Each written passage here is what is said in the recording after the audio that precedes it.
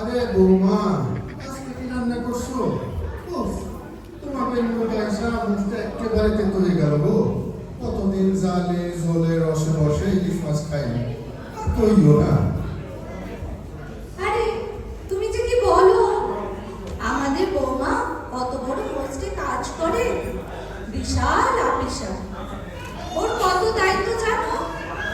আমি রান্না করেছি আজকে ইলিশ, আবার গলদা চিংড়ি, দুটোই। ও, আমার পোলাটা অত ভালো চাকরি করে, আর তার সাথে বৌমা। আমি জোয়ান থাকতে তোমার মনে আছে, এক ভৈরা ভৈরা মাছ মাংস আর সবজি লই একটা। আজকে তো এইসবের চলন নাই। ওই কি যে বলে বিগ বাস্কেট না বড় বাস্কেট, ওতেই নাকি অর্ডার দিলে বাড়ি বইয়া বইয়া নিয়ে যায়।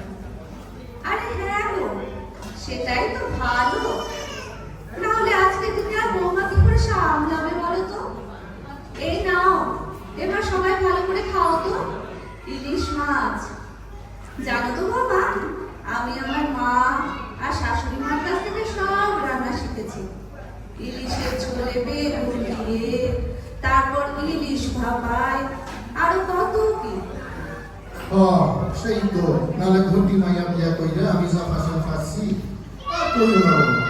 খালি বিউলিদার আর আলু পোস্ত। এই তো জানো তো, আবার এক গাদা চিনি মাইরা। উফ, ভাগ্যিস আমার মা ওরা শিখাইছিল, তাহলে কি যে হতো। এই তো, তুমি আবার আমাকে সেই মিষ্টি নিয়ে খোটা দিলে। দেখেছো তো বাবা, এই নিয়ে আমি 40টা বছর কাটিয়ে দিলাম। রাখো, ওই তো তোমার বিউলিদার পোস্ত তাল লইয়া স্বামীর মাথা। এই তো তোমার ওরা গত 40 বছর ধরে। দেখেছো দেখেছো, কথাবার্তা ছিলি বৌমা। আচ্ছা, অতই যদি তোমাদের এত মাটির দেমাগ থাকে, কিছু মাটি নিয়ে আসবে না কেন বাংলাদেশ থেকে? তাতেই তৈরি হতো তোমাদের বিন পয়সার ফসল। মাটি সাইডে আসার কি যে জ্বালা, ও তোমরা বুঝবে না। আর আমরা নাইলে তোমরা সুচিত্রা সেনকে পাইতে। দেখেছো? আচ্ছা বৌমা, দেখো দেখি, কথায় কথায় ভুলেই গেলাম। আমার খোকার জন্য ইলিশ মাছের বড় পিসগুলো রেখে দিয়েছো তো? ও বড্ড ভালোবাসে ইলিশ মাছ, আবার চিংড়িও ভালোবাসে।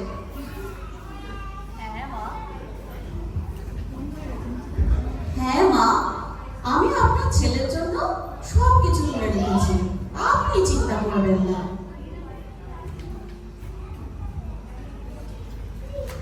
এই হলো সুনেত্রার সংসার, স্বামী পুত্র শ্বশুর মশাই আর শাশুড়ি মেয়ে। সুনেত্রা আজকের দিনের মেয়ে, কিন্তু সংসার ধর্ম থেকে তার রক্ষা নেই। সত্যি বলতে কি কারণ নেই। সুনেত্রার এক ননদ আছে, প্রায় রায়বাগানি। তবে এই পর্ব যদি সত্যি দেখাতে হয়, মনে হয় এই নিয়ে একটা সাহিত্য রচনা হয়ে যাবে। সত্যি বলুন তো, পরের মেয়ে কি আপন হয়, নাকি পরের বোন নিজের হয়? মনে হয় কোনোটাই হয় না। সুনেত্রা, বৌমা, একটা কথা বলবো, যদি কিছু মনে না করো, আর খোকাকে যদি না লাগাও। বলছি, তোমাদের ওই যে গ্রাইন্ডার, এতে কাজ তো হয়, কিন্তু সত্যি বলবো, সেরকম স্বাদ ও গন্ধ কিছুই হয় না। আসলে খোকাকে আমি ছোট থেকে শিলে রান্না করে করে সব খাইয়েছি। তাই খোকা একটু বলছিল যে, মা, তোমার মতন রান্না কেউ করতে পারবে না। তাই বলছিলাম যে চলো না একটু দোকানে গিয়ে শিল বাটা নিয়ে আসি।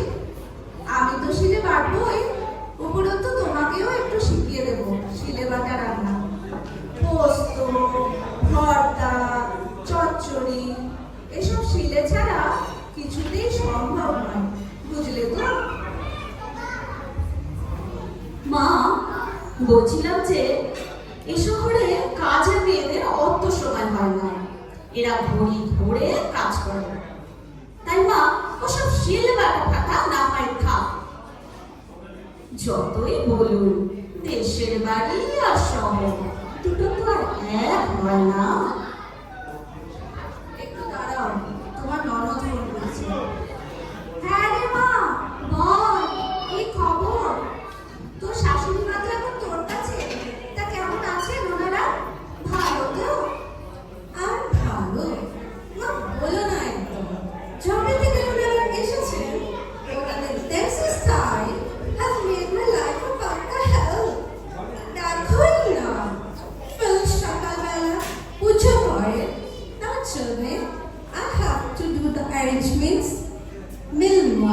okay, John.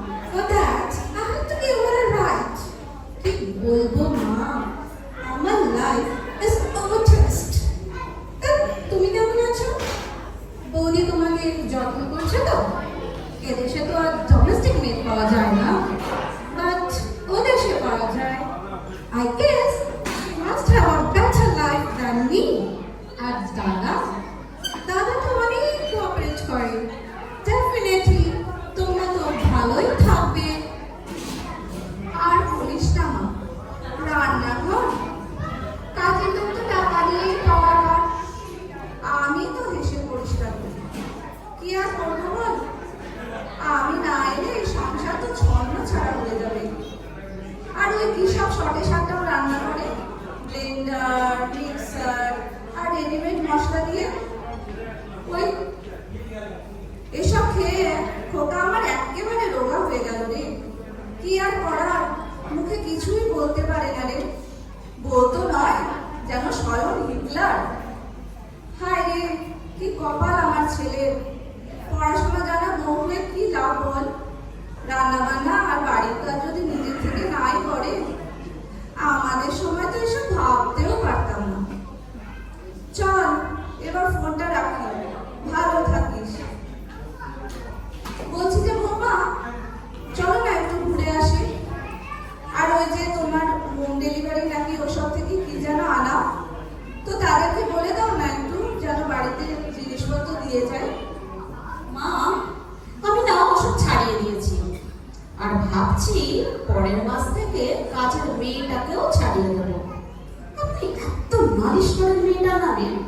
ও বলে গেছে যে দিদি, आपके सासू माँ को घर वापस जाने दो, फिर ही मैं आऊंगी आपके घर में काम करने के लिए। বুঝলেন তো? আর আপনি আর বাবা যখন থাকবে